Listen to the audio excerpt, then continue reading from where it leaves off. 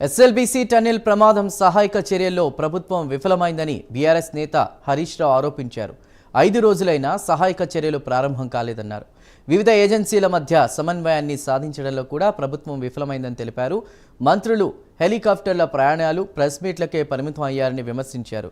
హెలికాప్టర్లో నుంచి చూస్తే సొరంగంలో ఏం జరుగుతుందో కనిపిస్తుందా అంటూ ఆయన ప్రశ్నించారు.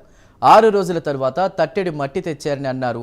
8 మంది ప్రాణాలపై మీ చిత్తశుద్ధి ఇదేనా అని హరీష్ రావు అడిగారు. ఎస్ఎల్బీసీ ప్రాజెక్టులో జరిగిన ప్రమాదాన్ని నివారించడంలో కానీ సహాయక చర్యలు చేపట్టడంలో ప్రభుత్వం దారుణంగా విఫలమైంది. దాదాపు ఇవాళటికి 5 రోజులు పూర్తవుతున్నప్పటికీ సహాయక చర్యలు కనీసం ప్రారంభం కాలేదు.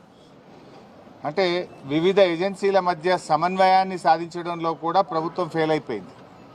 అటు కేంద్ర ప్రభుత్వ బృందాలు కావచ్చు, రాష్ట్ర ప్రభుత్వ బృందాలు కావచ్చు, ఏజెన్సీకి సంబంధించిన ప్రతినిధులు కావచ్చు, వీళ్ళ మధ్య ఎక్కడ సహాయక చర్యలు ప్రారంభించాలి, ఎలా ప్రారంభించాలి అనే విషయంలో రాష్ట్ర ప్రభుత్వం ఒక డైరెక్షన్ ఇవ్వడంలో కూడా పూర్తిగా ఫెయిల్ అయిందని చెప్పొచ్చు.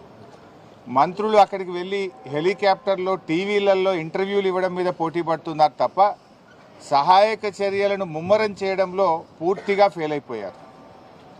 అది పైనుంచి హెలికాప్టర్లో చూస్తే సొరంగం లోపల ఏమన్నా ప్రత్యేకంగా చూడడానికి వీళ్ళకి ఏమైనా ఎక్స్రే కెమెరాలు కళ్ళు గిట్ట ఉన్నాయా?